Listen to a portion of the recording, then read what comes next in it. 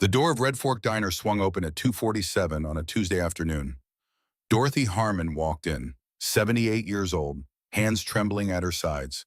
A blue cardigan with wooden buttons, the kind that had been washed so many times the color had softened from cornflour to something closer to sky at dusk. The fabric was thin at the elbows. Decades of leaning on kitchen counters and garden fences had rubbed the wool down to almost nothing. Her wedding ring caught the light from the window. 53 years of wear had made the gold thin in places, but she would sooner cut off her finger than remove it. Her wrist bore bruises, purple and yellow marks that looked exactly like fingerprints, as if someone had grabbed her hard enough to leave their signature on her skin. 8 men sat in the back booth, leather vests, patches that read Iron Covenant Motorcycle Club, coffee cups scattered across the table, half-eaten burgers on plates pushed to the side. They were laughing about something, voices low and comfortable, the way old friends do when they have known each other long enough that silence is never awkward and humor needs no explanation. Dorothy did not hesitate. She walked straight toward them. Every step looked painful. Her breathing was shallow and labored.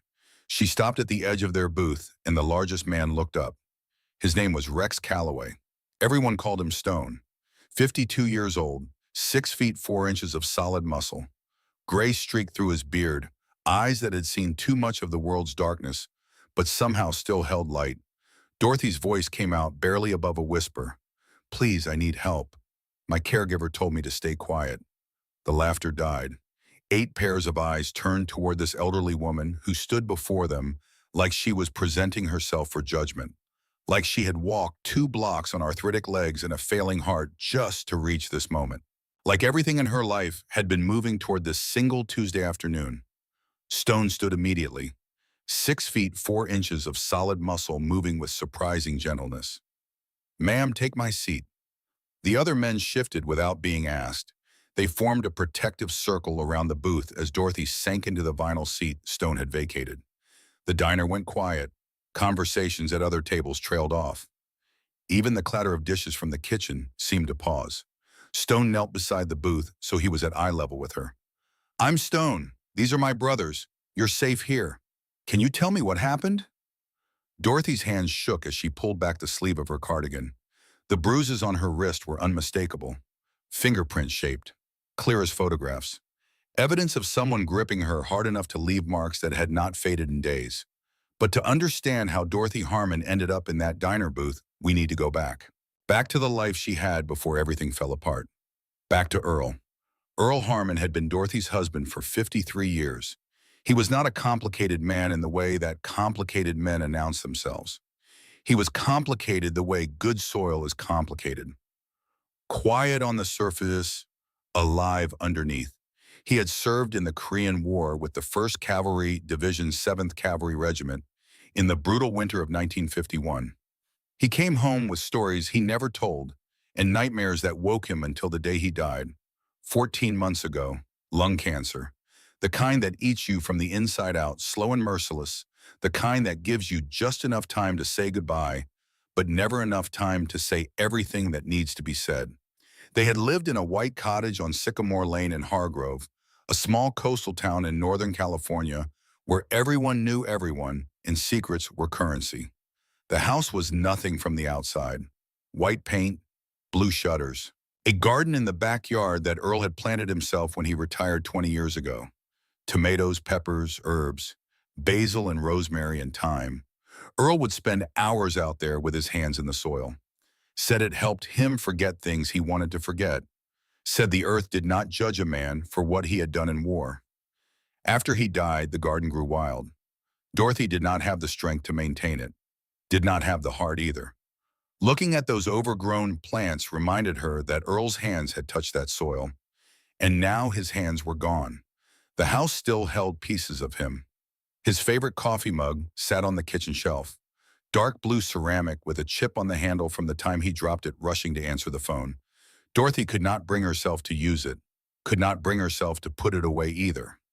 It just sat there, a small monument to a man who used to drink coffee at that counter every morning at 6. Photos lined the mantel. Earl in his dress uniform. Young and serious. The kind of serious that comes from being 19 years old and watching friends die in frozen Korean mountains.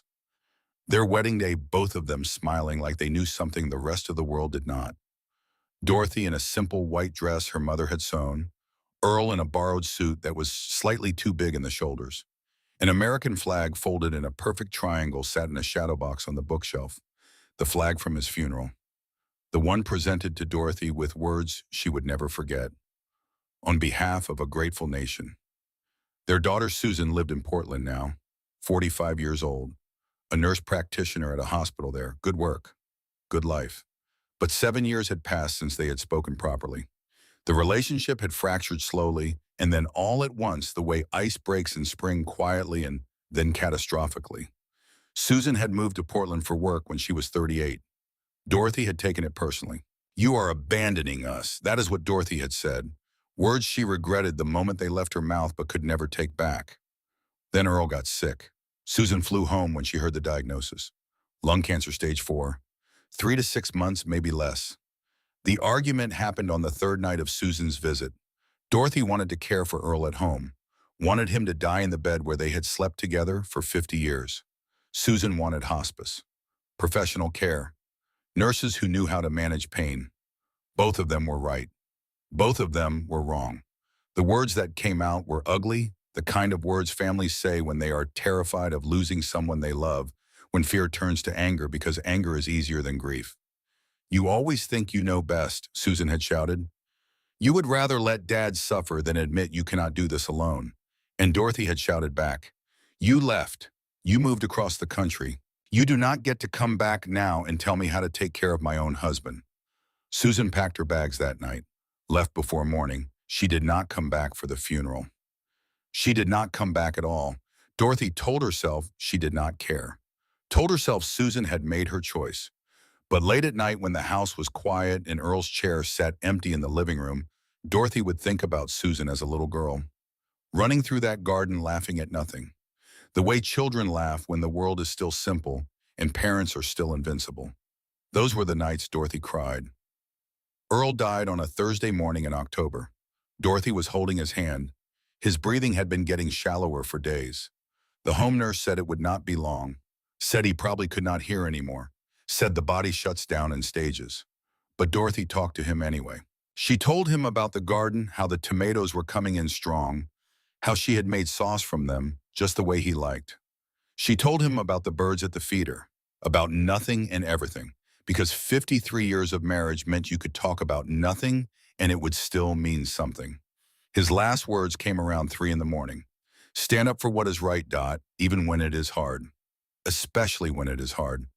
Then his hand went slack in hers, and Dorothy Harmon became a widow. The funeral was full military honors, a flag-draped casket, a bugler playing taps, 7 rifles firing 3 volleys into the gray October sky, Marines in dress uniforms folding the flag with precision corners, tucked edges sharp. Dorothy did not cry at the funeral. Something inside her had gone numb, like the part of her that processed grief had simply shut down to protect her from the magnitude of what she had lost. Susan did not come. Dorothy watched the empty seats in the back of the church, watched the door that never opened, told herself it did not matter. It mattered more than Dorothy would ever admit. The months after Earl died were the hardest of her life. Simple things became mountains. Cooking for one person when you had spent 53 years cooking for 2. Remembering to take medication when there was no one to remind you. Getting to doctor appointments when your husband used to drive. The loneliness was crushing. She would sit in Earl's favorite chair, the brown recliner that still held the impression of his body and still smelled faintly of him. And she would stare at his photo on the mantel and wonder how she was supposed to keep living when half of her had been buried in the ground. Earl's military pension came every month. $3,200. Reliable as sunrise, it was enough to live on, cover the mortgage, buy groceries, keep the lights on. When Earl died, the pension transferred to her as his surviving spouse. The Department of Veterans Affairs sent a letter confirming it. That money was her lifeline. But money could not fix the forgetting. There were days when Dorothy would realize she had not eaten since breakfast. Days when she would find herself standing in the kitchen at midnight, not remembering why she had gotten out of bed. Her heart medication sat in bottles on the counter. Metoprolol for the arrhythmia, blood pressure pills. The little white tablets that kept her heart beating in rhythm. Some days she forgot to take them. Some days she took them twice because she could not remember if she had already taken them. The neighbors noticed. Ruth from next door would see Dorothy wandering in the overgrown garden at odd hours, talking to plants that had long since died, standing at the mailbox for 20 minutes as if she had forgotten what she came out for. Someone should do something, Ruth told her husband. That woman is going to hurt herself. But no one did anything. That is how it works in neighborhoods. Everyone sees, no one acts. Everyone assumes someone else will handle it. That is when Dorothy decided to hire help. The agency was called Sunrise Elder Care Solutions. Their website looked professional. Testimonials from satisfied families. Photos of caregivers smiling with elderly clients. 5 stars on every review. Dorothy called the number on a Wednesday afternoon. Her hands were shaking. Asking for help felt like admitting defeat, like admitting Earl was really gone and she really could not manage alone. A woman answered with a pleasant voice, took down Dorothy's information, asked questions about her needs, mobility, medications, meal preparation, transportation. We have someone perfect for you, the woman said. Her name is Carol Steins, certified, experienced, excellent references. She can start Monday. Dorothy hung up feeling something she had not felt in months. Hope. Carol Steins arrived on a Monday morning at 8 sharp. She drove a white Toyota Camry, clean and professional. She wore scrubs and carried a folder with paperwork and credentials. 35 years old, pretty in an unremarkable way, the kind of face you would not remember in a crowd, brown hair pulled back in a practical ponytail. Eyes that seemed kind, seemed being the operative word. Mrs. Harmon, Carol said, extending her hand. It is so nice to meet you. I have heard wonderful things about you. Dorothy did not know what wonderful things anyone could have said, but the flattery felt nice. It felt like someone was paying attention to her for the first time since Earl died. The first month was everything Dorothy had hoped for. Carol arrived each morning at 8. She cooked breakfast, scrambled eggs the way Dorothy liked them, not too runny, toast with butter, coffee that was always the right temperature. She helped with laundry, folding clothes with care, organizing them in drawers, the way Dorothy had always organized them, noticing the small details that mattered. She drove Dorothy to doctor appointments, sat in the waiting room, took notes when the doctor spoke so Dorothy would not forget important details. She seemed genuinely caring. She laughed at Dorothy's stories about Earl, asked to see photo albums, sat on the couch for hours looking at pictures of their wedding, their anniversary trips, Earl in his uniform, Earl in the garden. Tell me about this one, Carol would say, pointing to a photo. And Dorothy would talk, would remember, would feel for a moment like Earl was not entirely gone because someone was listening to stories about him. Carol asked about the garden Earl had planted, how Dorothy missed working in the soil, how arthritis made it impossible now, how the tomatoes had died because no one was there to water them. We should plant something new, Carol suggested. Something easy. I will help you. Dorothy smiled, really smiled, for the first time in months. She had no idea it would become her worst nightmare.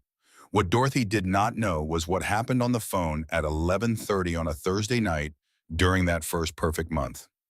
Carol sat in her car in the diner parking lot 3 blocks away, engine running, voice low. The person on the other end was not a family member, was not a friend. The conversation lasted 4 minutes. She's easier than the last one, Carol said. Pension comes every month, $3,200. She trusts me completely, signed over everything I asked. Give me 3 months, maybe 4. Then I'm done.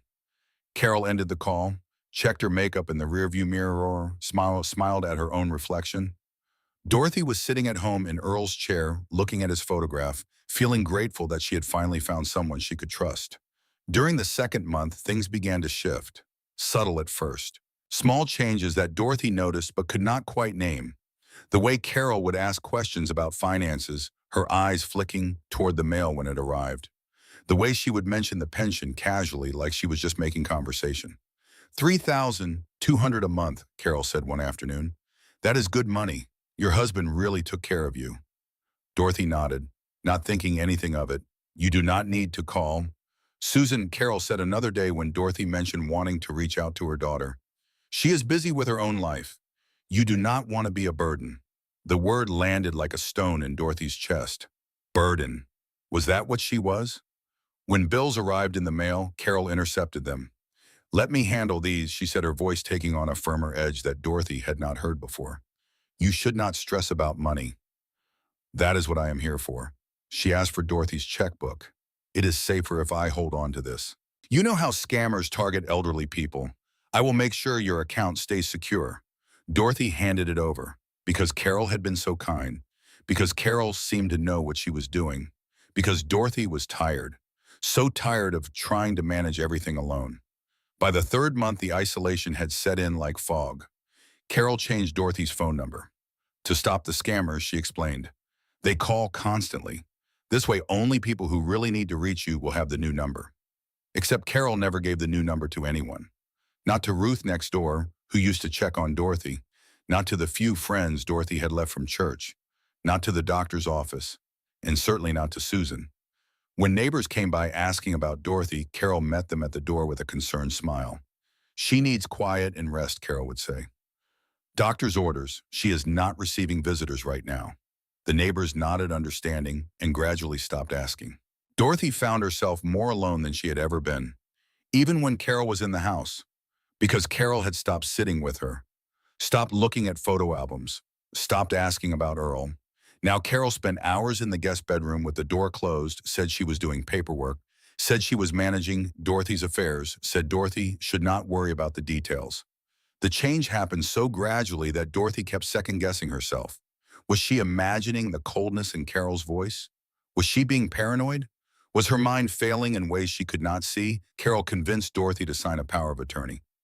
Just for emergencies, she said. If something happens and you cannot make decisions, someone needs to be able to act on your behalf. I am here every day. It makes sense. Dorothy signed the papers because it did make sense, or it seemed to at the time. She was tired, confused, missing Earl, missing Susan, missing the person she used to be before grief hollowed her out. She signed because she trusted Carol, and trust is the sharpest weapon a predator can wield. The fourth month brought financial exploitation that Dorothy would not recognize until much later. Earl's pension deposits went into an account Carol now controlled. Dorothy's credit cards, the ones Carol said she would keep secure, were being used for purchases Dorothy never made. Designer handbags, expensive dinners at restaurants Dorothy had never heard of, jewelry from stores she had only seen in commercials. When Dorothy asked about the bills, Carol became cold, dismissive. I am managing your finances. That is what you hired me for. Do you not trust me? Dorothy stammered. I do not remember buying. You are confused, Carol cut her off. That is why I handle the money. So you do not have to worry about things you cannot remember. Dorothy stopped asking questions after that, because maybe she was confused. Maybe she was forgetting things. Maybe the grief and the loneliness had finally broken something in her brain that could not be fixed. The physical abuse started in the fifth month. It began small the way abuse always begins. A grabbed arm when Dorothy walked too slowly. A shove toward a chair when Carol was impatient. Words that cut deeper than hands. You are useless, Carol said one afternoon. You know that? Cannot even remember to take your own pills without someone reminding you. And then the day Dorothy asked about her pension one too many times. She was sitting at the kitchen table, looking at a bank statement she had found in the trash. The numbers did not make sense. The balance was too low. Much too low for someone who received $3,200 every month and spent almost nothing, Dorothy said, her voice trembling. Where is my money going? Carol's hands shot out, gripped Dorothy's wrist hard enough that Dorothy cried out. Hard enough to leave bruises that would last for weeks. Stop asking about money, Carol hissed, her face close to Dorothy's. Eyes that Dorothy had once thought were kind, now flat and cold as winter pavement. You are confused. You are old. You do not understand how finances work anymore. You are hurting me, Dorothy whispered. Carol squeezed harder. If you are going to cause problems, maybe you do not need your medication today. She released Dorothy's wrist, walked to the counter where the pill bottles sat, picked them up, held them just out of reach. These pills keep you alive. Did you know that without them your heart could just stop? Please. Dorothy said. I need those, then stop asking questions. The bedroom door started locking from the outside that same week. Dorothy heard the installation happening. Drill sounds, metal against wood. When she asked what was happening, Carol explained with a cold smile. For your own safety, you wander at night. I do not want you falling and hurting yourself. But Dorothy did not wander. She lay in bed, counting ceiling cracks, listening to the silence, feeling the weight of captivity pressing down on her chest. The lock clicked every night after Carol put her to bed, and every morning Dorothy would wake to the sound of that lock opening. Carol's face in the doorway, that smile that no longer seemed warm. Good morning, Mrs. Harmon. Time to start another day. It was during the 5th month on a Tuesday morning when Carol had gone to run errands that Dorothy noticed something. She had gotten up slowly, made her way to the kitchen, looked at her medication bottles on the counter the way she had looked at them 1,000 times. But this time something made her stop. Really stop. Look. The pills inside did not look right. She had taken metoprolol for years. Small, round, pale pink. These pills were white, oval, wrong. Dorothy moved to the computer in the living room. The one Carol said she should not use because it was too complicated. She sat down. Her fingers were slow on the keyboard. Arthritic, deliberate. She typed the markings she saw on the pills. Multivitamins. Generic store brand, multivitamins. Dorothy sat very still for a long time. The refrigerator hummed. A car passed outside. Somewhere down the street, a dog barked twice and went quiet. She thought about her arrhythmia, the irregular heartbeat that metoprolol kept steady, the blood pressure that the other pills kept in range. Conditions that required daily medication to keep her alive. All managed for weeks now with nothing but supplements and lies. She could have died. She could still die any day without warning. Her heart could simply stop because the medication keeping it steady had been replaced by something that did nothing. Dorothy closed the laptop slowly. She did not say anything when Carol came home that afternoon. She ate the dinner Carol prepared, said thank you. Watched Carol move around the kitchen with that efficient, cheerful efficiency that now looked to Dorothy like a mask worn over a hollow face. She nodded when Carol said goodnight, heard the lock click on the bedroom door. Then she lay in the dark looking at the ceiling, counting the cracks. She thought about what she had found, thought about what it meant, thought about the bruises on her wrist and the money that kept disappearing, and the phone number that no one she loved could reach anymore. She thought about Ruth next door who had stopped coming by. She thought about Susan somewhere in Portland, probably believing her mother had given up on her, probably thinking the silence was intentional. She thought about Earl. His voice came to her in the dark. Stand up for what is right, Dot. She pressed her hand flat against the mattress, felt the weight of the house around her, the lock on the door, the empty pill bottles in the kitchen. The bank statements that told a story she did not want to believe. 100 days, Dorothy thought. She had been counting. 100 days since Carol Steins walked through her front door with a warm smile and a folder full of credentials and eyes that seemed kind. 100 days of a life being dismantled piece by piece, while Dorothy told herself she was confused, told herself she was imagining things, told herself that this was what getting old looked like and she had no right to expect anything better. She did not sleep that night. She lay in the dark and made a list. Not on paper, in her head. Because Earl had always said a soldier knows two things: what the enemy wants and what you still have. What Carol wanted was clear. What Dorothy still had was less obvious, but it was there. She could feel it, small and quiet like a pilot light that had not gone out. Not yet. In the corner of the room, barely visible in the darkness, sat Earl's old tape recorder. The one he had used during his second deployment training, recording himself reading letters so Dorothy could hear his voice when he was away. She had kept it for 30 years. It still worked. She had checked it once months ago before Carol arrived, just to hear his voice on the old cassettes. Dorothy looked at the tape recorder in the dark, and something shifted inside her. Something that had been dormant for 100 days. Something that had survived 53 years of marriage and one brutal Korean winter and 14 months of widowhood and 5 months of systematic abuse. Something that sounded very quietly like Earl's voice, even when it is hard. The morning came gray and cold. Carol arrived at 8, same as always, made breakfast, scrambled eggs, toast, coffee at exactly the right temperature. She moved around the kitchen with that efficient cheerfulness that Dorothy had learned to read now like weather. Clear skies on the surface, storm underneath. Dorothy ate her breakfast, said it was delicious, said she was feeling tired and might rest this morning. Carol nodded, said she had a few errands to run, said she would be back by 4.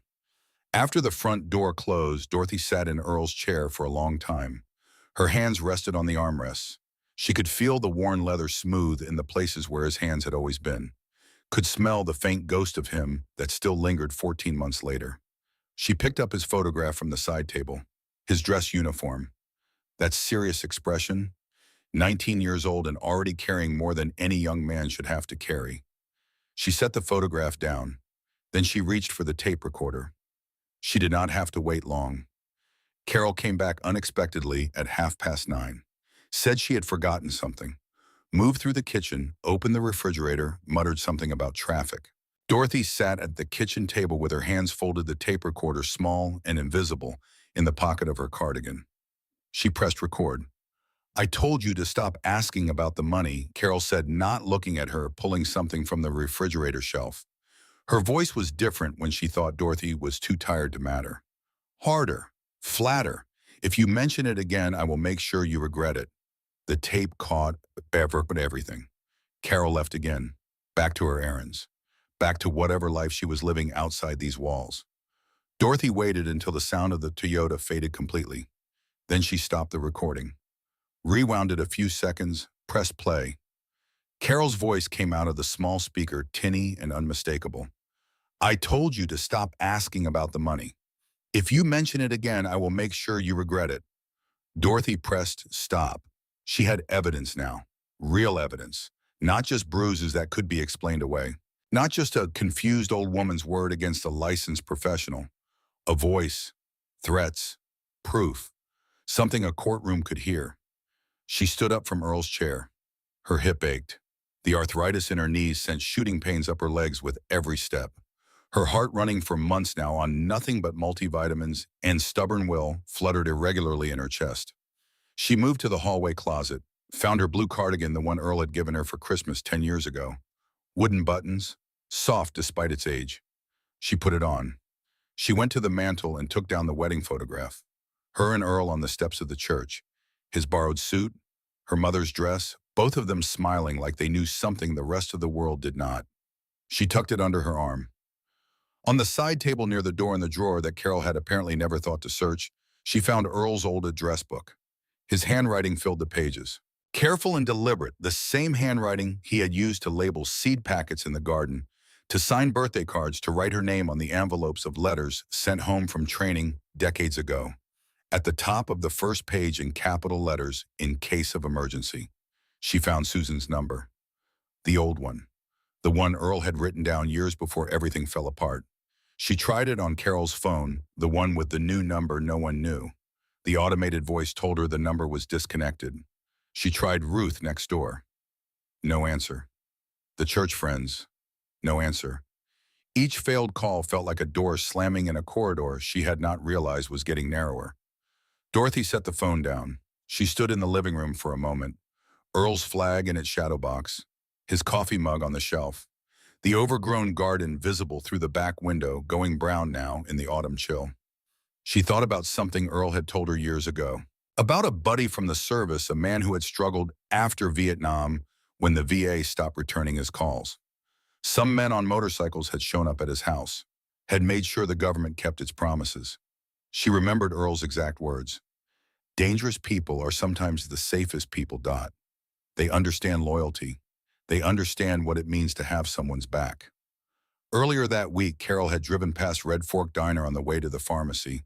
Dorothy had looked out the window, had seen motorcycles parked outside, 8 of them, chrome gleaming in the pale afternoon sun. Dorothy checked the clock. 2:15 in the afternoon. Carol would return at 4, less than 2 hours. Red Fork Diner was 2 blocks away. 2 blocks of sidewalk. 2 blocks of putting one foot in front of the other, with arthritic joints and a heart running on nothing but willpower. She could not drive. Carol had taken her license months ago, said the DMV required retesting at her age, said Dorothy had failed. Except Dorothy had never taken any test. 2 blocks. It might as well have been 2 miles. She found a scrap of paper on the counter, picked up a pen. Her handwriting was shaky but legible. She wrote, "If I do not come back, Carol Steins did it." She tucked the note under the cushion of Earl's chair, where Carol would not find it unless she was looking. Then Dorothy Harmon walked out her front door. The afternoon sun was warm on her face, the first real sunlight she had felt in weeks.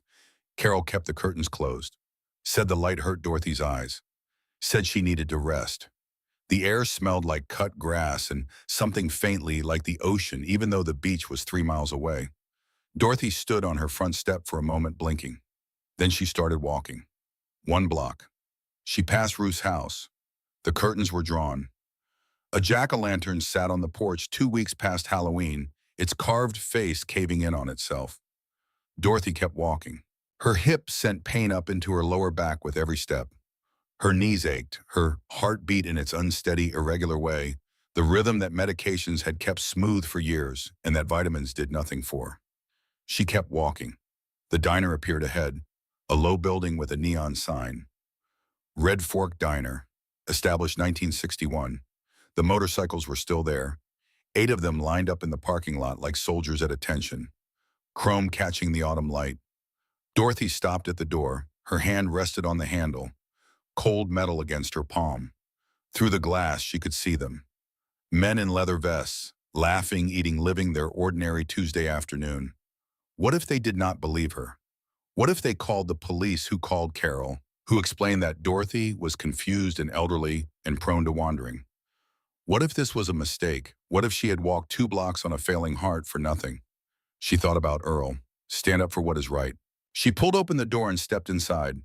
The warmth of the diner wrapped around her, the smell of coffee and grilled onions, country music low and distant from a speaker near the counter. The man behind the counter looked up.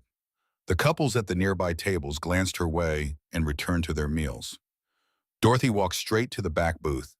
8 men looked up at her, leather vests, patches, beards, and hands that looked like they had seen hard work and harder fights. Everything about them should have frightened her, but their eyes were kind. She had learned over 78 years to read eyes. Earl's eyes had been kind too, even when he came back from Korea with darkness living behind them. The kindness was always there underneath. These men had the same look. So she stopped at the edge of their booth. The largest man, gray streaking through his beard, looked at her with an expression she had not seen in 101 days. He looked at her like she mattered, like she was worth looking at, like she was a person and not a problem to be managed. She opened her mouth. "Please," she said, "I need help. My caregiver told me to stay quiet." The laughter stopped. And everything that would come next, everything that would bring a predator to justice and return a daughter to her mother, and honor a debt made in fire on a Korean battlefield. In 1951, everything began with those 12 words spoken by a 78-year-old woman in a blue cardigan who had walked 2 blocks on a broken heart and refused after 101 days to be quiet for one more minute. Stone looked at the woman sitting in his booth and saw his mother. Not literally. His mother had been dead for 5 years. Found dehydrated and confused in a nursing home while he was working overtime trying to pay for her care. Dead 3 days later from complications that never should have happened. He saw his mother in the trembling hands, in the bruises shaped like fingers, in the way this woman held herself like she expected to be hit for speaking. Ma'am, Stone said, his voice soft despite his size. "I need you to tell me everything. Start from the beginning." Dorothy Harmon looked at the 8 men surrounding her booth. Leather vests and patches and beards and hands that looked like they had built things and broken things in equal measure. Everything about them should have frightened her, but their eyes were kind.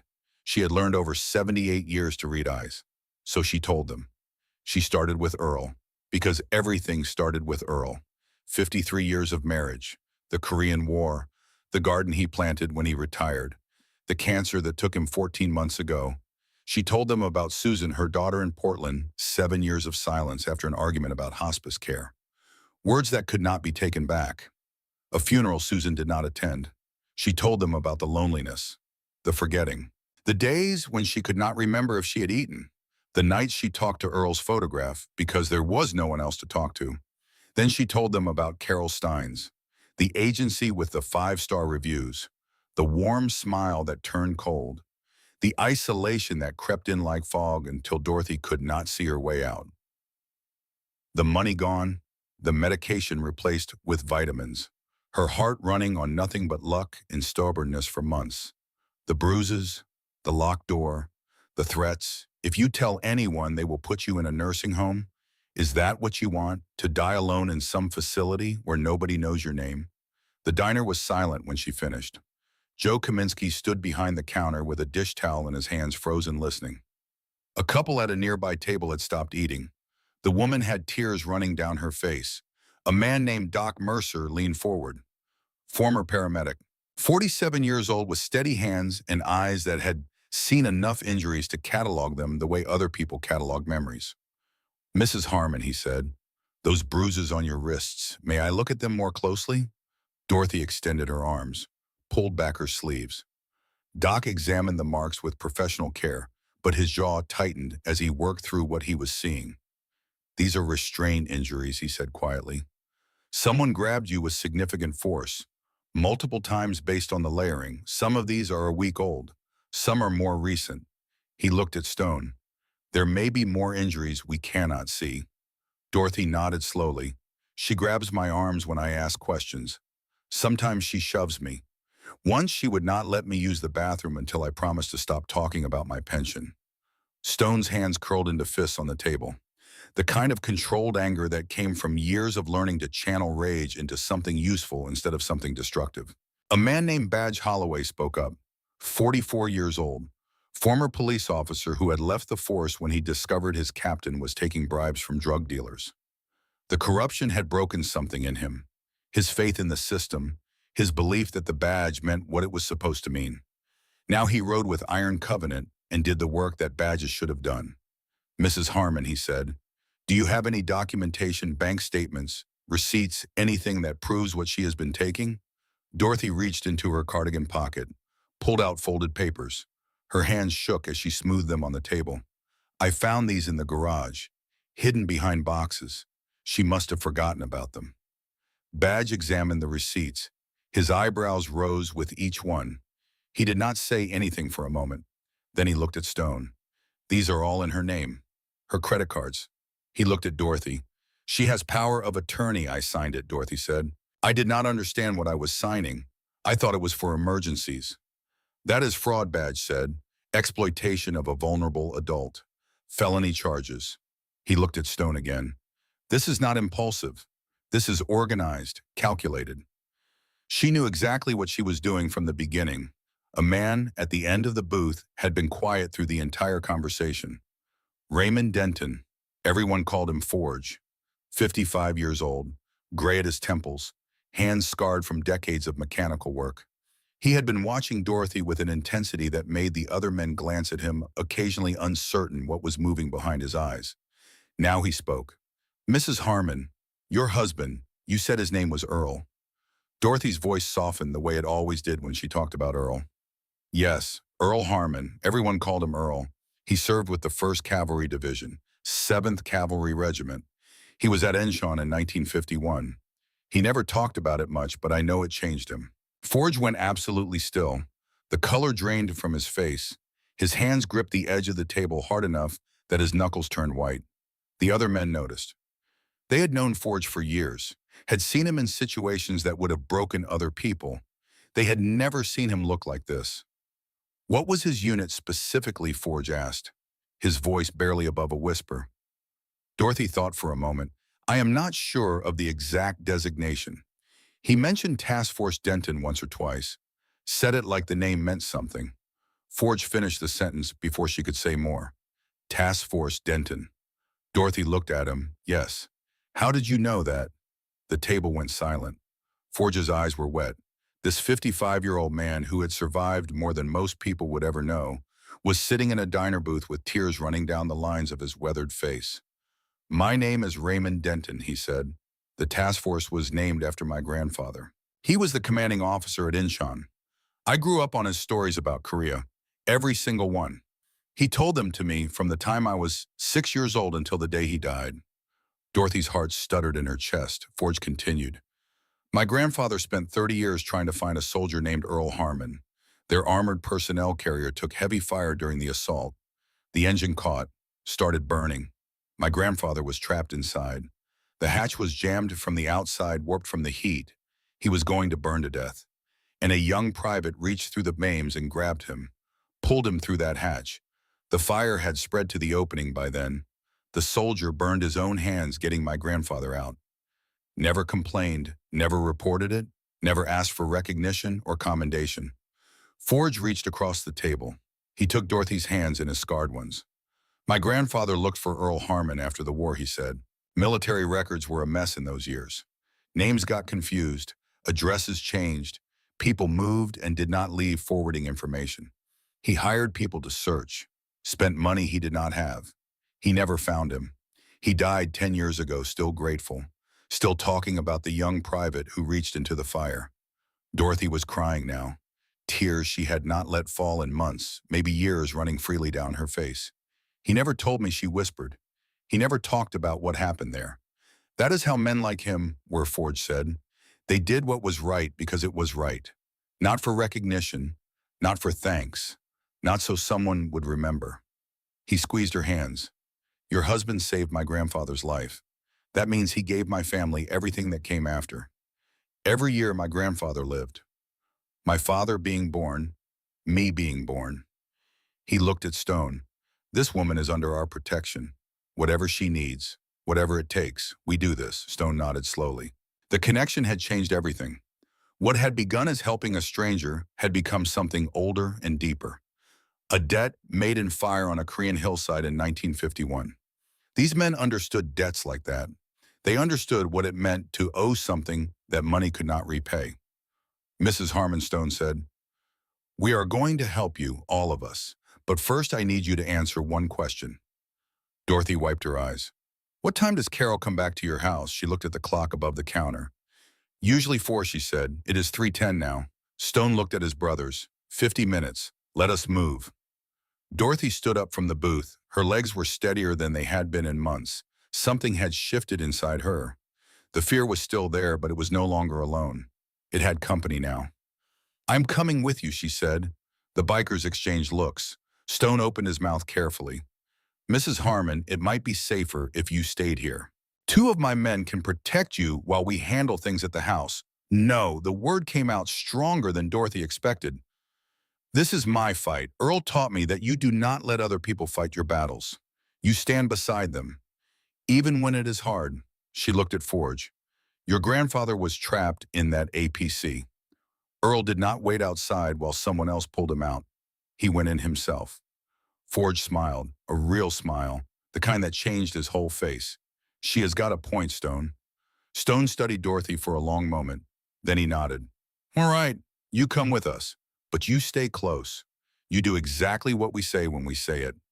Dorothy nodded. Stone began organizing quickly. Badge you are point on evidence collection. You know what to look for. Financial records, medication bottles, anything that documents what has been happening. Forge call, Sheriff Grady. He knows us from the Morrison situation 2 years ago. We need law enforcement aware before we arrive. Doc medical documentation. Those bruises need to be photographed properly. If this goes to court, we need evidence that holds. He turned to Dorothy. You know that house better than anyone. You know where she hides things. You know her patterns. We are going to need your help. Dorothy straightened her shoulders. I will show you everything. They moved toward the door. Joe Kaminsky called out from behind the counter. Stone, be careful. Stone looked back at the old man who had given them free coffee on slow afternoons for 8 years. Always him, Joe. They stepped out into the afternoon sun. The motorcycles gleamed in the parking lot. Stone led Dorothy to his truck, a black Ford F250 that had seen better days but ran like something that had decided not to quit out of sheer stubbornness. He opened the passenger door for her. She climbed in. Her hands were still shaking. Her heart was still fluttering in its unsteady rhythm. But something new was burning in her chest alongside the fear. It felt distantly like the thing she had felt standing at the church on the day she married Earl. The terrifying, clarifying feeling of having made a decision you could not take back. The drive to 412 Sycamore Lane took 4 minutes. Dorothy watched familiar streets pass by the window. The pharmacy where Carol picked up the fake medication. The bank where Carol had been draining her accounts. The neighbors who had stopped asking about her because a woman with a warm smile and a professional folder had told them to stay away. Everything looked different now, sharper, more real, like she had been seeing the world through fog and someone had finally cleared the glass. Stone parked 2 houses down from the cottage. The motorcycles pulled in behind him, engines cutting to silence. Forge had reached Sheriff Grady. The sheriff was on his way, but stuck behind a traffic accident on the highway. 15 minutes out. Maybe 20. They could not wait. Carol would be back at 4. They had 40 minutes. Stone gathered his brothers around the truck and went through it quickly. We go in. We document everything. We do not touch anything we do not have to touch. If Carol shows up early, nobody engages. We call the sheriff and we hold position. He looked at Dorothy. Lead the way, Mrs. Harmon. Dorothy walked toward her own house like she was approaching enemy territory. In a way she was. The cottage looked peaceful from the outside. White paint, blue shutters, the garden overgrown in the autumn chill. An ordinary home on an ordinary street. No one would ever guess what had been happening inside those walls for the past 7 months. Dorothy pulled out her key. Her hands were steadier now.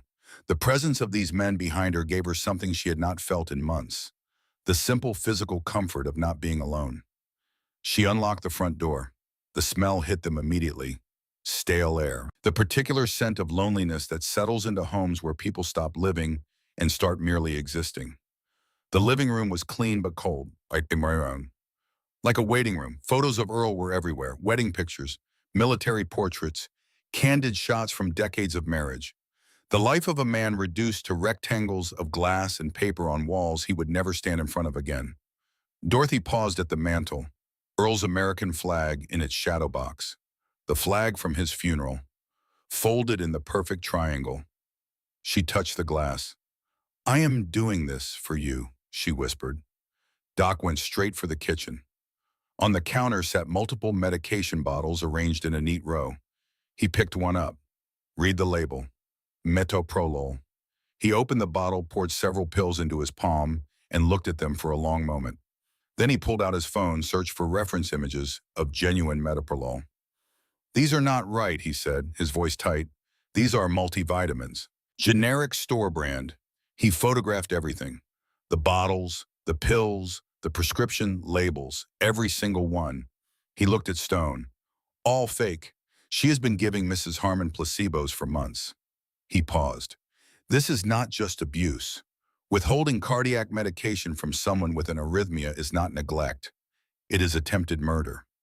If her heart had gone into a serious episode, there was nothing in her system to prevent it. Nothing at all. The weight of that settled over the group like weather moving in. Badge moved to Dorothy's bedroom. The room was small and sparse. A thin mattress on a frame.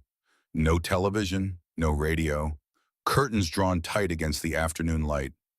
On the door he found what he was looking for. He examined it carefully. Deadbolt. Installed on the outside. Key operated from the exterior. He tested it. She locked her in, he said quietly. Every night Mrs. Harmon was a prisoner in her own bedroom. Dorothy stood in the doorway watching. She told me it was for my safety, she said. Said I wandered at night, but I do not wander. I just lie there, counting the cracks in the ceiling. Badge photographed the lock, the door frame, the marks in the wood where the deadbolt had been installed. Clean professional work. Someone had taken their time with it. Then he went to the closet. Mrs. Harmon, you said the documents were hidden behind boxes. Dorothy nodded. Behind the boxes, covered with a blanket. Badge pulled out the boxes carefully. They were exactly where Dorothy had described. Bank statements going back 7 months. Credit card bills. Receipts stuffed into envelopes. He started photographing everything methodically, working through his old police training, the way you work through muscle memory. Each page documented, each receipt captured. The numbers were staggering. Designer handbags from a department store, $8,300. Jewelry from a luxury retailer, $6,200. A vacation to the Bahamas. Round-trip airfare and resort stay, $5,400. Car payments for a vehicle not registered to Dorothy, $12,000 over 6 months. Cash withdrawals from ATMs across town. 15,100 in cash alone. Badge added them up. Did it again. Came to the same number both times. $47,000, he said, in 7 months. He looked at the room around him, a sparse bedroom, a thin mattress, curtains that blocked the light. This woman lived like she had nothing while Carol Stein spent $47,000 of her money. A man named Hawk checked the guest bedroom, the room Carol used when she stayed overnight. The closet was full of expensive clothes, tags still attached to some items, boxes from high-end department stores stacked in the corner. A laptop sat on the desk, password protected. On the nightstand was a leather planner. Hawk flipped through it. He found the entry on the third page from the back. The pension amount was circled in red ink. $3,200, arrows pointing to a date 3 months in the future. Below it in Carol's handwriting, 2 words, enough, leave. Hawk brought the planner to Stone without a word, just handed it to him and waited. Stone read it again. His expression did not change on the surface, but something in his eyes went very cold. She had an exit date, Hawk said. She was going to drain the accounts and disappear. Dorothy would have been left alone in this house with no money, no medication, and a locked bedroom door. No phone number anyone could call. No one who even knew to look for her. Stone set the planner down carefully. This was not opportunity, he said. This was premeditated, planned from the beginning. Dorothy had been moving through the house slowly, touching things, remembering the life she had before Carol arrived, and took it apart piece by piece. She stopped at Carol's bathroom. Something caught her eye. She pushed the door open wider. On the counter sat prescription bottles with her name on them.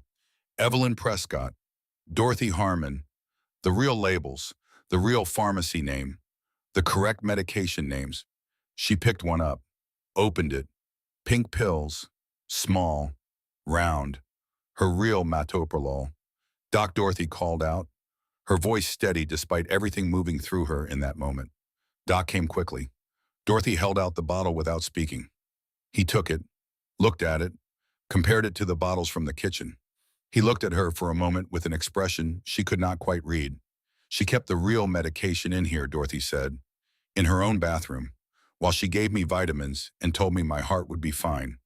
Doc photographed the bottles, both sets, side by side, the fakes from the kitchen and the real ones from Carol's bathroom. The contrast was documented. The evidence was irrefutable. Forge had gone to the garage. He stood there for a long time looking at the space. The workbench where Earl used to build things. Tools hanging on pegboards in the organized way that men who care about their tools always organize them. Sawdust still in the corners from the last time those tools had been used because Dorothy had not had the heart to clean it. Under a tarp in the corner, he found Dorothy's car, a 2009 Honda Accord covered in dust. The license plates had been removed. When he opened the hood, he found the battery disconnected. Wires pulled free and tucked aside, not cut. Just disconnected, easily reconnected if Carol ever needed to move the car, but rendering it completely useless to Dorothy. Every exit blocked, Forge thought. Every option removed. Even if Dorothy had found the courage to leave on her own, she would have walked to this garage and found a car that would not start and no plates to identify it. Carol had thought of everything. She had been very, very careful. He thought about his grandfather trapped in the burning APC. Hatch jammed, flames spreading, no way out.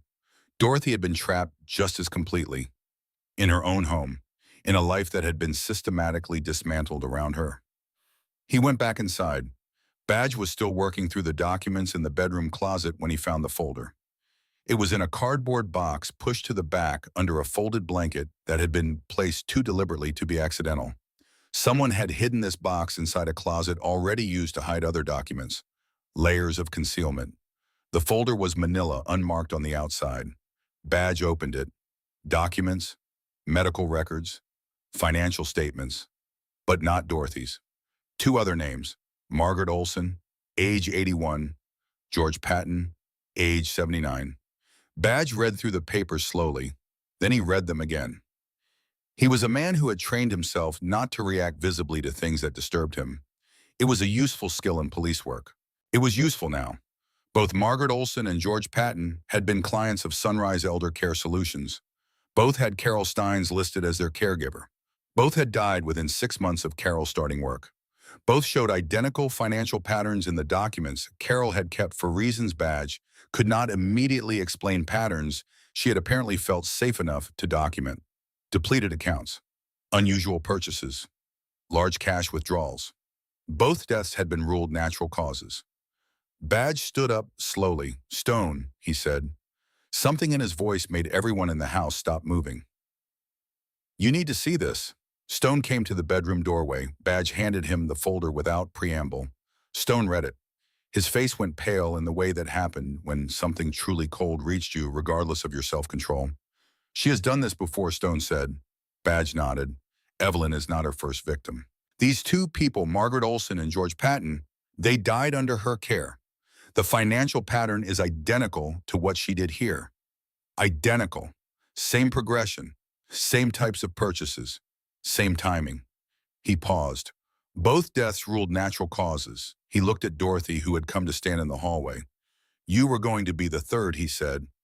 Dorothy sat down on the edge of the hallway chair, the small chair Earl had always said he was going to reupholster and never got around to. She sat very still. Outside, a car passed on the street. A dog barked somewhere in the neighborhood. The ordinary sounds of an ordinary Tuesday afternoon in a town where most people had no idea what was happening inside this white house with the blue shutters. "She killed them," Dorothy said. The words came out barely above a whisper. "We do not know that with certainty," Badge said carefully. "But the pattern, the finances, the timing, it is identical to your situation, except you are still alive." Forge spoke from across the room. "Because you asked for help." Dorothy sat with that for a moment. 184 days. That was how long she had stayed quiet. How many mornings she had lain in bed listening for the lock to open. How many times she had decided that speaking up was too dangerous, that no one would believe her, that confusion and age had made her too unreliable to be trusted with her own truth. 184 days. Margaret Olson had apparently not made it to day 184. Neither had George Patton. It is 3:51. Hawk's voice cut through the silence. Through the living room window, they could see a white Toyota Camry turning onto Sycamore Lane. "She is early." Everyone moved at once. Stone took command immediately. "Nobody leaves this house." Forge back door. Hawk side entrance. Badge front. "Doc, stay with Mrs. Harmon." He looked at Dorothy. "What about me?" she asked. "Stay back," Stone said. "We do not know how she will react when she sees us." "No." Dorothy stood up from the hallway chair. The same quiet, absolute firmness that had carried her 2 blocks on a failing heart and arthritic legs. "I told you," she said. "This is my fight. Earl did not wait outside while someone else pulled your grandfather from that fire. He went in himself." Forge looked at Stone. "Let her," he said quietly. "She has earned this." Stone held Dorothy's gaze for a moment, saw something in her eyes that he recognized from the hardest moments of his own life. The particular clarity that comes when fear stops being the loudest thing you feel. "All right," he said, "but you stay behind us until I say otherwise." The white Toyota Camry pulled into the driveway. Through the window, they watched Carol Steins get out. Shopping bags in her hands, Macy's logos on the sides. More purchases made with someone else's money on a Tuesday afternoon, while the woman whose money it was sat locked in a house with fake medication and a bedroom door that opened from the wrong side. Carol looked around casually as she walked toward the front door. No suspicion, no awareness that anything in her world was about to change. She unlocked the front door, stepped inside, and stopped. 8 men in leather vests stood in her living room. Dorothy Harmon stood in the middle of them. Carol's shopping bags hit the floor. What, she stammered. "What is this? Who are you?" Stone stepped forward. "We are friends of Mrs. Harmon." Carol's eyes moved rapidly, from Stone to the other bikers, to Dorothy, to the door behind her, which Hawk was now standing in front of, to the hallway where Forge stood with his arms crossed and his expression calm in the way that is more frightening than anger. "I do not." Carol tried to compose herself. She was good at this. The professional mask sliding into place, the practiced calm of someone who had talked her way out of difficult situations before. "I do not know what is happening here, but you need to leave. This is my client's home." "Your client," Doc said. "The client whose medication you replaced with vitamins?" He held up the bottles. 2 sets, side by side. Fakes from the kitchen and the real ones from Carol's bathroom. Carol's mask flickered. I do not know what you are talking about. Those are her prescriptions. These are multivitamins, Doc said. I am a former paramedic. I know what metoprolol looks like. I know what generic store-brand supplements look like. Her real medication was in your bathroom. You kept her sick on purpose. You kept it as leverage. Brenda took a step backward. This is you are confused. She is confused. That is why I manage her care. She cannot be trusted to handle things herself. Badge held up the bank statements. $47,000, he said. Stolen from a widow over 7 months. Designer clothing, jewelry, vacations, car payments, all on her credit cards. All authorized by a power of attorney she signed because she trusted you. She authorized those purchases, Carol said, her voice rising now, losing some of its professional steadiness. She asked me to buy things for her. She insisted. Did she insist you lock her in her own bedroom? Stone's voice was quiet, more dangerous than if he had shouted. He pointed to the deadbolt visible on Dorothy's bedroom door. We found that lock installed on the outside. Key operated.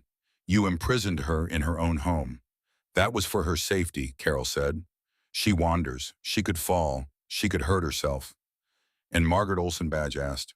Carol froze. George Patton Badge continued. Your other clients, the ones who died under your care. He held up the folder. Same pattern, Carol. Same financial trail, same timing. Both deaths ruled natural causes. He paused. How many times have you done this? The professional mask shattered completely. Not all at once, but in pieces, like something under too much pressure, finally giving way along its fault lines. You do not know what you are talking about, Carol said, her voice shaking now. Those people were old. They were sick. They died of natural causes. That is what old people do. They die.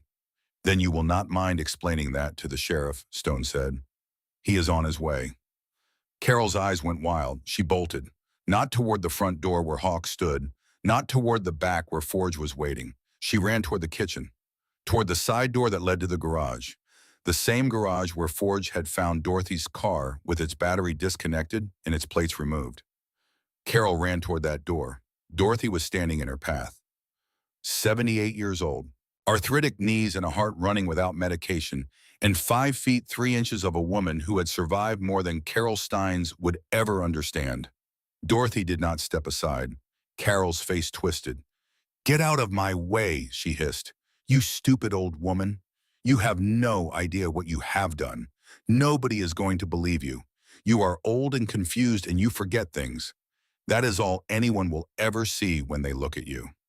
Dorothy looked at the woman who had stolen her money and replaced her medication with vitamins and locked her bedroom door every night for months and told her she was worthless and confused and too old to matter. She reached into her cardigan pocket. Earl's tape recorder, small, worn at the edges, the same machine he had used to record his voice reading letters home during training so Dorothy could hear him when he was away. She had held on to it for 30 years. She had pressed record in this same kitchen this morning when Carol came home unexpectedly to pick something up. Dorothy pressed play. Carol's own voice filled the kitchen, tinny through the small speaker but completely unmistakably hers. I told you to stop asking about the money. If you mention it again, I will make sure you regret it. The recording continued. Every threat, every cold, flat syllable, captured on magnetic tape while Carol thought she was alone with a confused old woman who had no way to fight back. Carol's face went white. You, she whispered, you recorded me. Dorothy stopped the tape. Earl always said a good soldier documents everything. Behind Carol, Forge and Hawk had moved into position. There was nowhere left to run. Outside through the living room windows, blue and red lights were beginning to pulse in the street. Sheriff Grady's patrol car. Behind it, an unmarked sedan. A woman in a dark suit stepped out of the sedan. She walked with the particular efficiency of someone who had done this many times and felt nothing extraneous about it. She came through the front door, took in the scene without breaking stride. 8 bikers. An elderly woman with a tape recorder. Carol Steins backed against the kitchen wall with nowhere left to go. The woman in the Satro was Detective Linda Marsh, Elder Abuse Task Force out of the county office. She had been investigating Carol Steins for 6 months, ever since George Patton's daughter filed a complaint about irregular financial activity in her father's estate. The case had stalled for lack of evidence. No living witnesses, no one who could speak to what happened inside the houses where Carol Steins worked. Until now. Mrs. Harmon Marsh said, looking directly at Dorothy, "We have been building this case for 6 months. We had the financial records, we had the pattern, but we needed someone who was there, someone who survived." She paused. "Is that recording what I think it is?" Dorothy held up the tape recorder, Carol's voice threatening her. This morning, in this kitchen, Marsh looked at Carol with the particular expression of someone who has been patient for a very long time and has finally arrived at the moment that patience was for. "Mrs. Stein," she said, "we need to talk." Carol looked at the detective, at the badge, at the sheriff in the doorway with his hand resting on his belt, at the 8 bikers who had systematically documented every piece of evidence in the house over the past 40 minutes, at Dorothy Harmon, who was still holding Earl's tape recorder and standing straight despite everything her body had been put through. Carol opened her mouth, closed it, opened it again. And for the first time since she had arrived at Dorothy's front door 7 months ago, with a warm smile and a folder full of credentials, she had nothing to say. Sheriff Grady stepped forward with the handcuffs. "Carol Steins," he said, "you are under arrest for elder abuse, financial exploitation assault, and unlawful imprisonment. Additional charges relating to the deaths of Margaret Olson and George Patton are pending investigation." "No," Carol said. "No, this is wrong. She is confused. She has memory problems. She is old and she forgets things and she does not understand what she is saying. Who are they going to believe? A group of bikers and a confused old woman, or a licensed professional caregiver with a spotless record?" The handcuffs clicked into place. Marsh looked at her without particular emotion. "We are going to believe the bank records," she said, "the medication evidence, the documents you kept in a box in that bedroom closet, the deadbolt on the outside of her bedroom door, the tape recording, and the testimony of 8 witnesses who found this woman with restraint injuries on her wrists." She paused. "And we are going to believe Mrs. Harmon, because she is going to tell the truth. And the truth is going to be very clear." They led Carol toward the front door. She looked back at Dorothy as they passed. Her mascara was running. The professional composure that had fooled an agency, a doctor's office, and an entire neighborhood for 7 months was entirely gone. What was left underneath it was smaller than Dorothy had expected, and colder.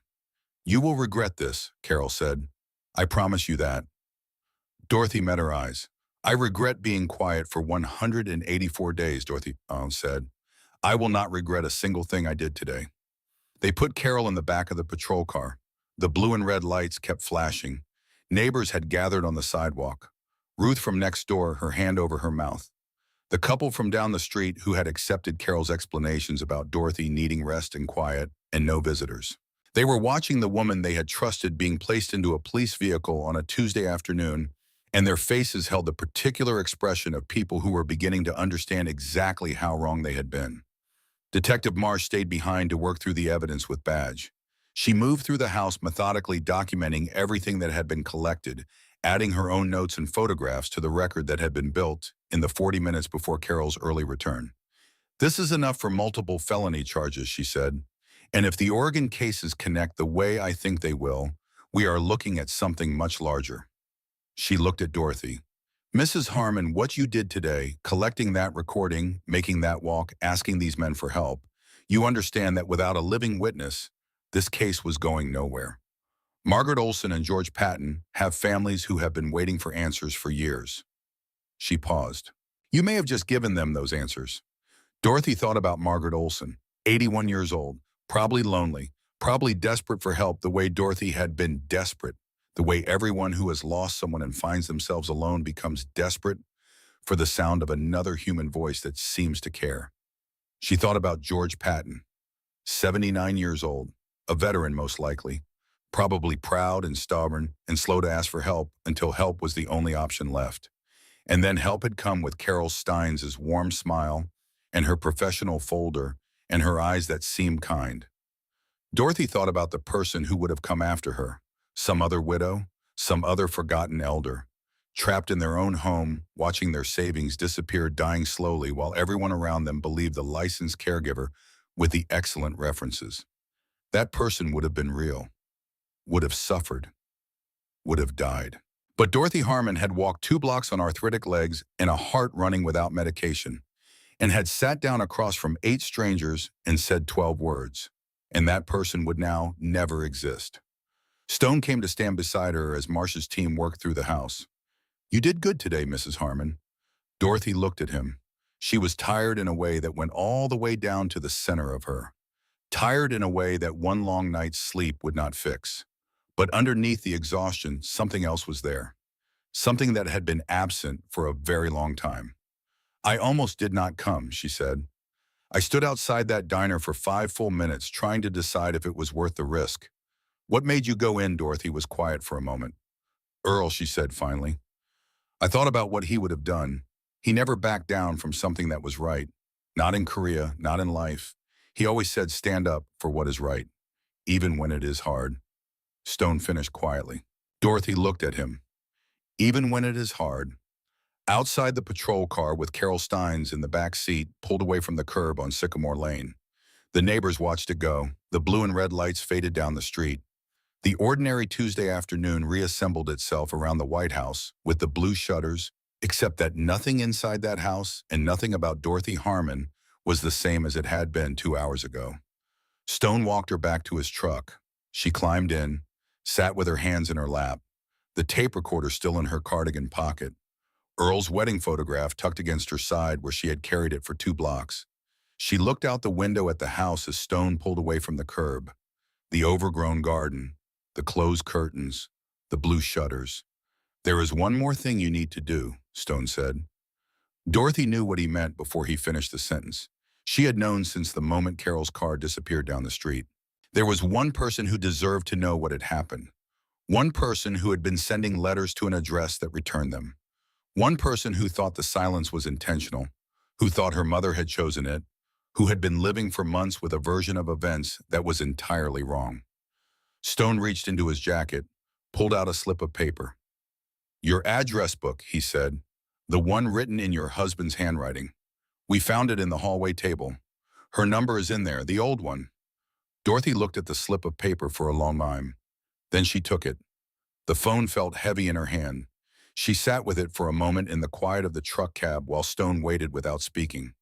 She thought about Susan as a little girl running through Earl's garden laughing at nothing, the way children laugh when the world is still simple and parents are still invincible. She dialed. The phone rang once. Dorothy's heart pounded in her chest. The arrhythmia that Carol's fake medication had done nothing to manage for months. The irregular rhythm that reminded her every day of how close she had come to dying alone in her own bedroom, while her daughter somewhere in Portland thought her mother had chosen silence. Twice. 3 times. 4. Dorothy closed her eyes. "Please," she whispered. "Please answer." 5 times. A click. Then a voice. Older than Dorothy remembered. Tired in the way that people get tired when they have been carrying something heavy for a long time. But unmistakably, impossibly, her daughter. "Hello." Dorothy opened her mouth. Nothing came out. Her throat had closed entirely. Every word she had planned to say had dissolved. 78 years of life, and she could not form a single syllable. "Hello," Susan said again. "Who is this?" Dorothy forced air through her vocal cords. "Susan," she whispered. "It is Mom." Silence. 5 seconds that contained 7 years of grief and anger and love that never stopped even when everything else did. 5 seconds that felt like standing at the edge of something vast and irreversible. Then Susan's voice cracked down the middle. "Mom, is that really you?" "Yes, baby." Dorothy was crying now freely without trying to stop it. "It is me."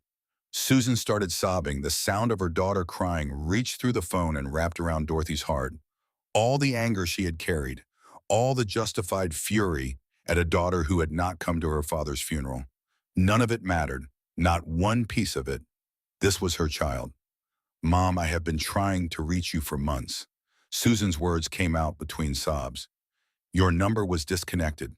I sent letters to the house. They all came back marked undeliverable.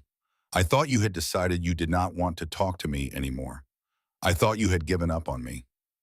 Dorothy's legs went weak. She gripped the door of the truck to keep herself steady. "Susan," she said, "something happened." And then Dorothy Harmon told her daughter everything. The words poured out of Dorothy in the parking lot of Red Fork Diner as the sun moved lower in the western sky. She sat in the passenger seat of Stone's truck, with the door open and her feet on the running board, and she told her daughter everything. Not the version softened for someone who might not believe her. Not the version edited for someone who might worry too much. Everything. From the day Carol Steins arrived with her warm smile and her professional folder, to the morning Dorothy pressed record on Earl's tape recorder, to the 2 blocks she had walked on arthritic legs to ask 8 strangers for help. She told Susan about the fake medication, about the locked bedroom door, about the $47,000 gone, about Margaret Olson and George Patton, the 2 people who had not made it out, about Forge Denton and the debt made in fire on a Korean hillside in 1951, about the tape playing in the kitchen while Carol's face went white. When she finished, Susan was quiet for a long moment. Then she said, "Mom, I am so sorry. You did not know." Dorothy said, "You tried to call, you sent letters. Carol intercepted everything. This is not your fault. I should have come anyway," Susan said. "After the funeral, after the argument, I should have gotten on a plane and come to that house and knocked on that door and said I was sorry whether you wanted to hear it or not. I told myself you did not want me there. But the truth is I was scared. I was scared you would not let me in." Dorothy looked out through the windshield at the parking lot. The motorcycles lined up in the fading afternoon light. Stone leaning against the front of his truck with his arms crossed, giving her space, watching the street. "I forgave you a long time ago," Dorothy said. "I just did not know how to say it." Another silence. Longer this time. The kind of silence that is not empty, but full of things that are finally, after 7 years, being set down. "I am coming tonight," Susan said. Her voice had changed. The grief was still there, but something else had moved in beside it. The particular steadiness of a nurse practitioner who has made a decision and does not intend to unmake it. "There is a red eye from Portland. I can be there by morning." "Susan, you do not have to." "Yet I do, Mom. I do not care what it costs. I do not care what I have to rearrange. I am not losing any more time." She paused. 7 years. 7 years I spent being angry about things that do not matter anymore. Dad is gone. I cannot get those years back. But you are still here, and I am coming home. Dorothy smiled, the first real smile in 184 days. It felt strange on her face, like a room that had been closed up for too long being opened to the air. "I will be here," she said. "I am not going anywhere." They talked for another hour. Susan told her about Portland, about the hospital where she worked, about her apartment near the waterfront, and then carefully about 2 boys, Tyler and Mason, 12 years old now, twins, loud and energetic and full of questions about the grandmother they had never met. "I have told them about you and Dad," Susan said, "about the garden, about the house on Sycamore Lane. They ask about you all the time, Mom. They want to know you." Dorothy sat with that for a moment. 2 boys she had never held, never read to, never watched blow out birthday candles or chase fireflies or do any of the 1,000 ordinary things that grandmothers watch grandchildren do. She had missed so much, but she was still here, and she was not going to miss any more. Stone drove Dorothy to a place called Haven House that evening. It was a small 2-story building on a quiet street in the next town over. The kind of place that did not put its name on a sign out front. A woman named Elena Voss ran it, 58 years old, former social worker with gray hair cut short and eyes that had seen a great deal and chosen every single day to keep going anyway. Elena had built Haven House 12 years ago after her own experience with a predator she had trusted. She understood in the specific and untheoretical way that survivors understand things what it felt like to be in a home that had been turned against you. "You are safe here," Elena told Dorothy when she walked through the door. "Carol does not know this place exists. Nobody does except the people who need it." She showed Dorothy to a small bedroom on the 2nd floor. Clean sheets on the bed, a quilt made from squares of different fabric, each one a different color and pattern, each one representing someone who had come through Haven House and made it to the other side. A window with a view of the garden. A nightstand with a lamp and a stack of books and a box of tissues. And on the door a lock. A real lock. one that worked from the inside. Dorothy stood in the doorway looking at it for a long moment. Then she stepped forward and turned it. The mechanism clicked into place with a clean, solid sound. She stood there with her hand on the lock. For 7 months, she had heard a lock click every night and felt the sound as a weight pressing down on her chest. A reminder of everything that had been taken from her, control over her own door, her own room, her own body moving through her own house. This was the same sound, but it meant something entirely different now.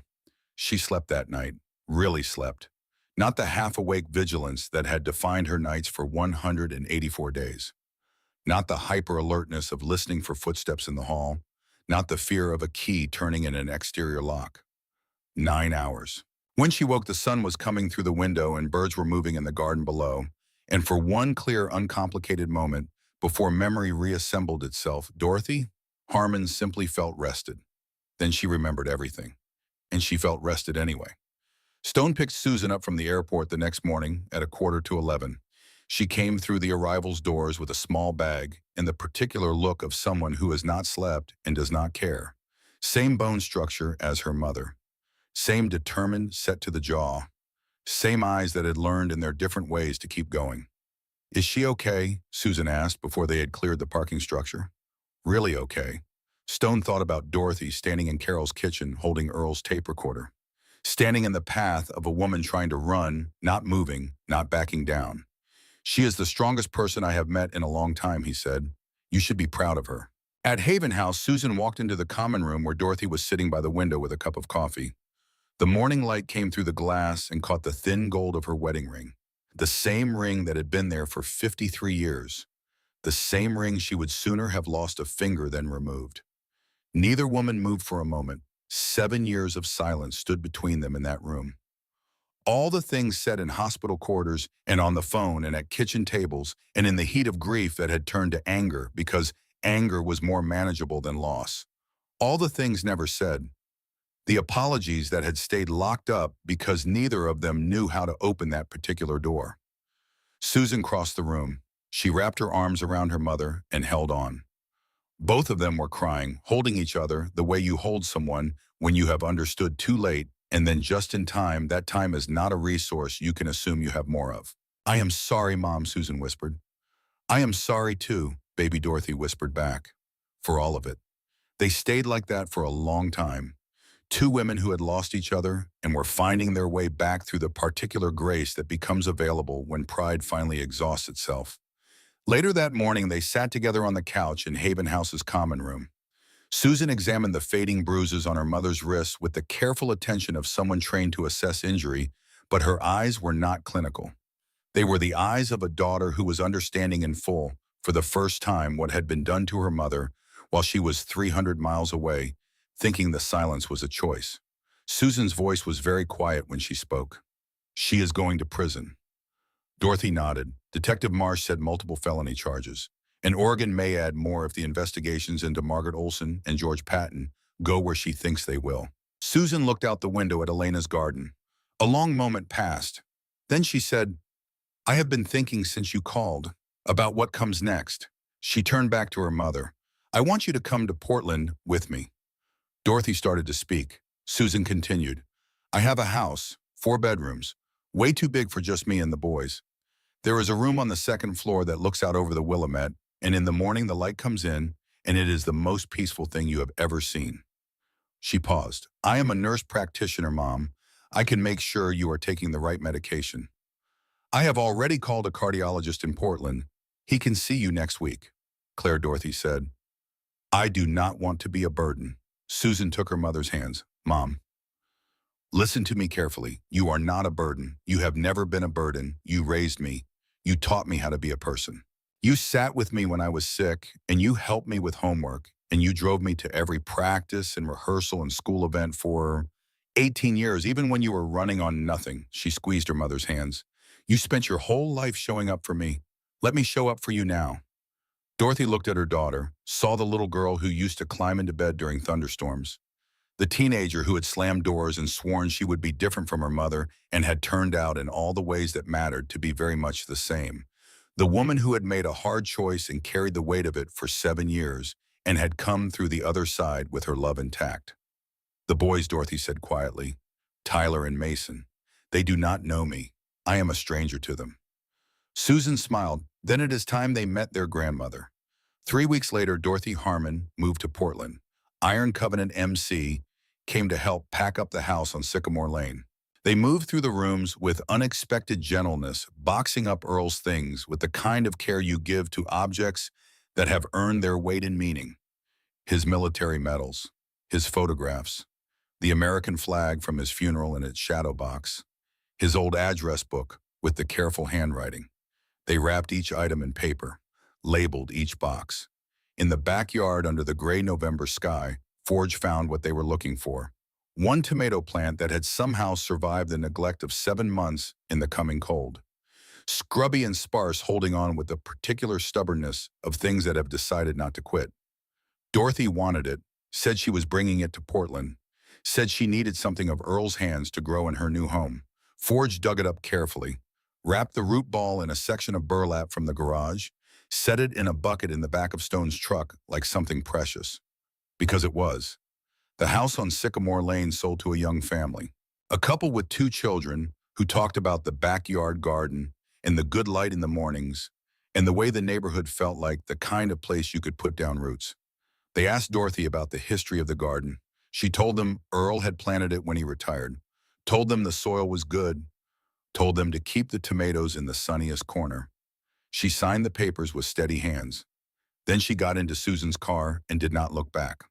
The trial took place 4 months later in the county courthouse. Dorothy had been to that building twice in her life before this. Once to renew a license, once to contest a property tax assessment with Earl, who had been convinced he was being overcharged and turned out to be right. She had never imagined walking through those doors for something like this. She walked in with Susan on one side and Stone on the other. All 8 members of Iron Covenant MC sat in the gallery. They had driven from Hargrove for the day. Said they would not miss it. "This is what we do." Stone had told Dorothy on the phone the night before. "We see things through." Carol Stein sat at the defense table in an orange jumpsuit. The professional composure that had sustained her through 7 months of calculated exploitation was entirely gone. Prison had stripped away the polish and the warmth and the practiced expressions and left something smaller and flatter underneath. She did not look at Dorothy when Dorothy came in. The prosecution built their case methodically. Bank records showing $47,000 in unauthorized purchases, credit card statements, wire transfers to accounts registered to shell companies, a complete financial autopsy of Dorothy's life over 7 months. Medical experts testified about the medication tampering, explained what withholding a beta blocker from a patient with arrhythmia could do to an unmonitored heart, called it deliberate, called it a method. One physician, calm and precise in the witness chair, used the word torture without flinching. They read from Carol's planner, the circled number, the circled date, the 2 words written below it, enough, leave. The jury heard those 2 words and understood what they meant. Not remorse, not hesitation, an exit strategy written in ink. Detective Marsh presented the evidence from Margaret Olson and George Patton. The identical financial patterns, the identical progression, the identical timing. Oregon authorities had reopened both investigations. The state examiner had looked again at the medical records with fresh eyes and found irregularities that the original review had not pursued. Both cases were now being treated as homicides. Carol's defense tried everything.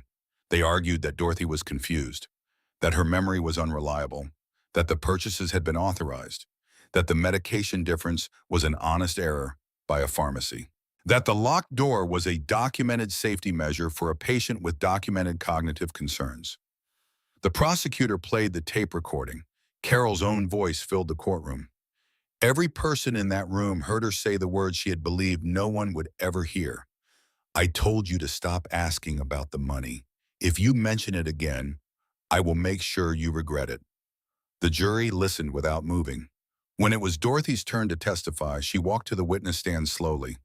78 years old, arthritis in both knees, a heart that was finally, after 4 months of proper medication, beating in something close to its correct rhythm. She settled into the chair, folded her hands in her lap. looked at the jury with the clarity of someone who has decided that nothing in this room can be more frightening than 184 mornings of waking up to a locked door. She told them everything. The defense attorney came at her carefully. Mrs.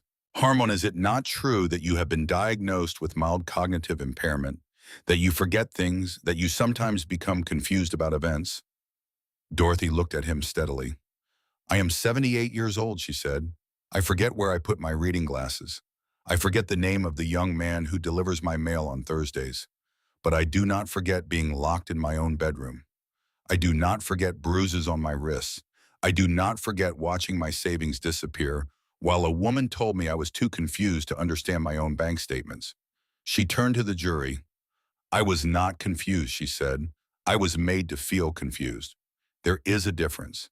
And that difference is the reason I am sitting here today instead of being buried in the ground next to Earl while everyone called it natural causes. The defense had no response to that.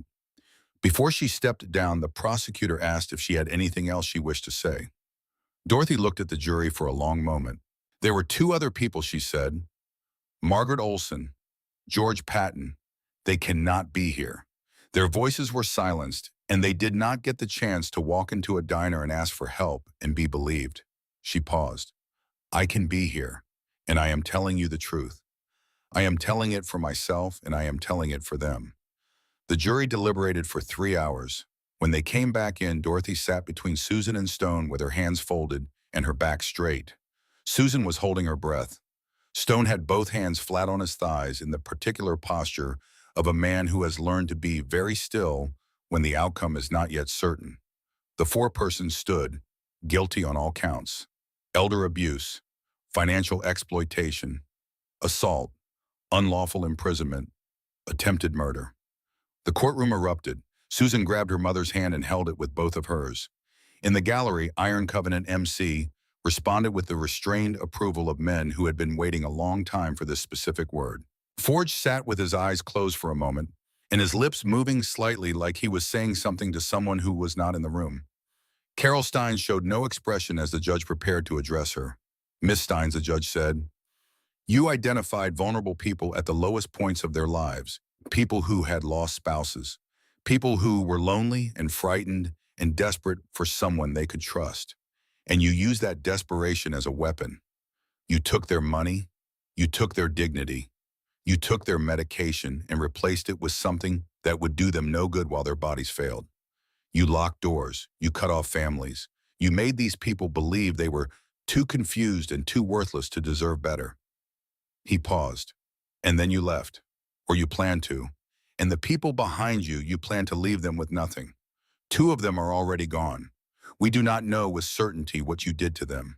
But the pattern is clear and the investigations are ongoing. He looked at her with a particular expression of someone who has spent many years in courtrooms and has not become accustomed to this. 22 years in federal prison, he said.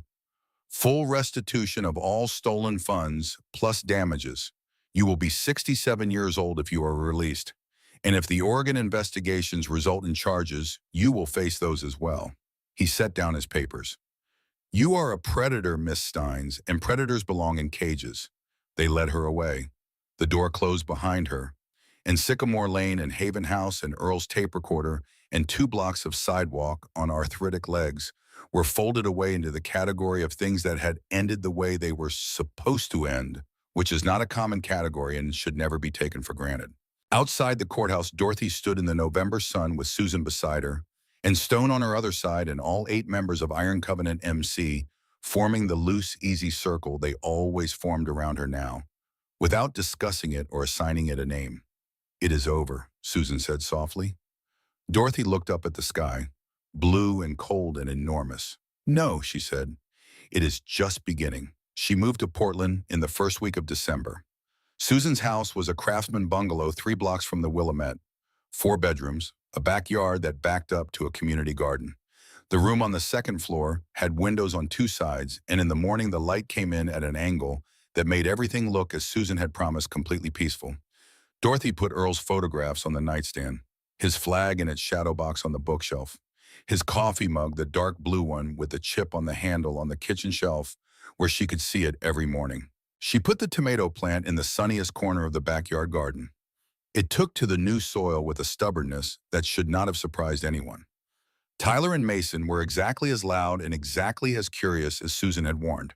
12-year-old twins who came thundering down the stairs the morning Dorothy arrived and stopped 3 feet away from her with identical expressions of uncertainty, not sure what the protocol was for meeting the grandmother you had heard about your whole life and never actually met. Dorothy looked at them, Earl's coloring in their faces somehow, even though he was their grandfather, and they had never met him either. The same determined jaw as Susan. "Well," she said, "are you going to stand there all day, or are you going to help me with these boxes?" That was enough. They descended on the boxes like a small and enthusiastic disaster, carrying things upstairs in the wrong order and arguing about which way the bookshelf should face and asking approximately 400 questions about everything in the boxes. Who was the man in the uniform? Why did the flag have to stay in the triangle? Had she really walked to a diner and asked a bunch of bikers for help? Because that was the coolest thing they had ever heard. Dorothy answered every question, even the ones that were hard, even the ones that required her to sit down first, especially those ones. She got back on her correct medication within the first week. The cardiologist in Portland was thorough and careful and honest, said her heart had shown strain from the months without proper medication. Said with consistent treatment and reasonable activity, she could expect years of good quality life. Said she was, for a woman who had been through what she had been through, remarkably strong. Dorothy did not tell him that she had Earl to thank for that. Some things are private. Therapy began in January. A woman named Dr. Patricia Howe, who worked with survivors of elder abuse and other forms of controlled captivity. She did not rush Dorothy, did not tell her what to feel or when to feel it. Just asked questions and listened to the answers and held the space with the particular skill of someone who understands that healing is not a project with a completion date. The nightmares came less frequently with each passing month. She still woke, sometimes thinking she heard a key turning in a lock. Still had moments in grocery stores when the sight of a certain type of professional-looking woman with a ponytail made her heart rate spike before her brain caught up with her body. But the good days outnumbered the hard ones, and then outnumbered them more. She began volunteering at the Portland Elder Justice Center in February, 3 afternoons a week. She answered the abuse hotline, talked with people who were where she had been, scared, trapped, certain that no one would believe them, that they were too old to matter, that asking for help would only make things worse. She told them her story every time. Not all of it, not all at once, but enough. I was silent for 184 days, she would say. I thought I was too old, too confused, too far gone to be worth saving. I was wrong about all of it. In the first year, she helped 6 people escape situations like hers. 6 people who made phone calls and had meetings and filled out forms and eventually with help got out. 6 people who were alive and free at the end of that year who might not have been either of those things without someone on the other end of the phone who understood from the inside what they were describing. 6 people who were not Margaret Olson, who were not George Patton. Stone called once a month on video. He would show her whatever motorcycle he was working on in the garage. She would show him the tomato plant, which had by the following summer grown tall and strong and produced fruit the deep red of something that has decided it intends to keep living. They would talk for an hour about nothing in particular and everything that mattered, and it always felt, without either of them naming it, like family. Forge called too. He and Dorothy would talk about Earl, about Korea, about the battle at Incheon, and the burning APC and the young private who had reached through the flames because it was the right thing to do and had never asked for anything in return. The debt had been repaid, but the connection remained. Some connections do not dissolve when the original reason for them is resolved. Some connections become their own reason. The charity ride happened every June. Iron Covenant MC organized it. 200 motorcycles raising money for elder abuse prevention programs at 3 different organizations, including the Portland Elder Justice Center. 200 riders who had decided in their various ways that protecting the people who could not protect themselves was not a hobby or a side project, but a fundamental obligation of being the kind of person worth being. The first year, Dorothy attended as a guest. The second year, Stone asked her to speak. She stood at a microphone in the parking lot of Red Fork Diner in Hargrove on a warm June morning with 200 motorcycles behind her, and Susan and the boys in the crowd, and all 8 members of Iron Covenant MC in a row to her left, in the sun doing what California sun does in June, which is to illuminate everything without mercy or exception.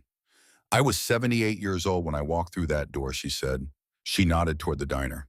I had bruises on my wrists and fear in my heart, and I was absolutely certain that no one would believe me, that I was too old, too confused, too far past my useful years to be worth anyone's time or effort or risk. She paused. I was wrong about all of it. She looked out at the crowd.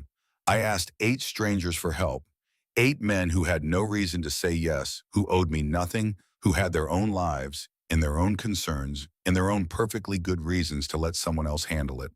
And they said yes, without hesitation, without conditions. They just said yes. She let that sit for a moment.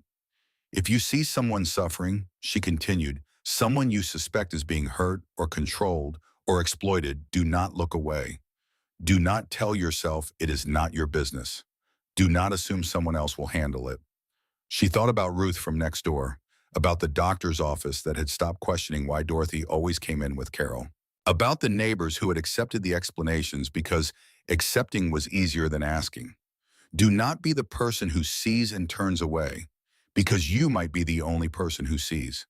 You might be the only one who can ask.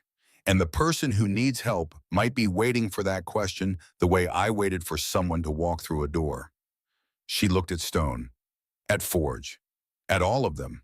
These men answered when I asked, she said, and they saved my life. Not because they knew me, not because they owed me anything, but because they understood that some things are simply the right thing to do.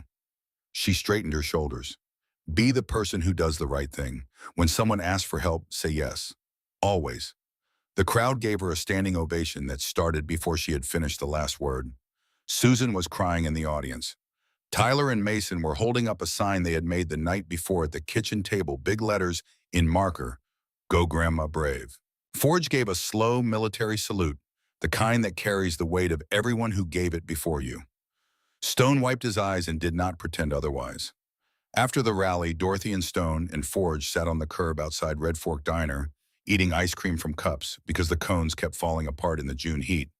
3 people connected by a debt that had traveled across 70 years, in a Korean winter, in a burning armored vehicle, in 184 days of silence, in 2 blocks of sidewalk, and 12 words spoken to 8 strangers on a Tuesday afternoon. Earl would have liked this, Dorothy said. He would have liked all of it, Forge said. He would have complained about the heat and then stayed all day anyway. Stone laughed. A real laugh, unguarded, the kind that makes people nearby look over and smile without knowing why. Dorothy looked at the Iron Covenant patch on his vest, the lightning bolt striking the winding road.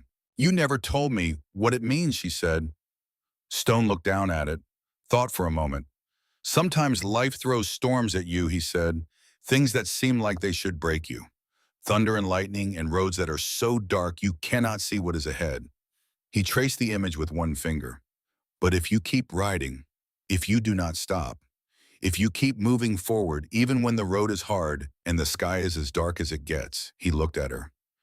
You find your way through. Dorothy was quiet for a moment. I fought my way through, she said. Stone shook his head. That is exactly right, Evie. There is a difference and it matters. She looked at that for a moment, turned it over. A woman who had been told for 184 days that she was too old and too confused to matter. Who had been locked in her own bedroom and had her medication replaced with vitamins and had her daughter's letters intercepted and her neighbors turned away. Who had been systematically reduced piece by piece, day by day, until the woman who had spent 53 years beside a man who reached into fire for strangers had nearly become someone who did not believe her own experience. Nearly. But she had kept Earl's tape recorder, had remembered the address book hidden at the back of the hallway drawer, had walked 2 blocks on a failing heart, because his voice in her memory said, stand up for what is right even when it is hard, especially when it is hard, and she had decided on the 185th morning that she believed him. Same time next year, she asked. Stone nodded. Would not miss it. Forge stood stretched. Until then, Evie, take care of yourself and those grandkids. Dorothy stood.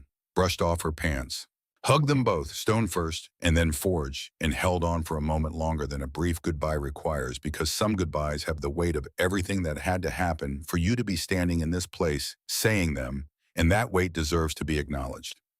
Then she walked to Susan's rental car where her daughter and her grandsons were waiting. Tyler was already in the front seat arguing that he was old enough to sit there. Mason was in the back with his sign still rolled under his arm. Susan was leaning against the car with her arms crossed and the expression she always had when Tyler was arguing something that was never going to work. Dorothy got in. The car smelled like sunscreen and the granola bars Mason had eaten on the drive down, and very faintly under everything, like the particular combination of her daughter's shampoo and whatever soap Susan had used since she was a teenager, a smell Dorothy had not been able to identify for years as home, and now recognized it completely. "Ready?" Susan asked. Dorothy buckled her seatbelt.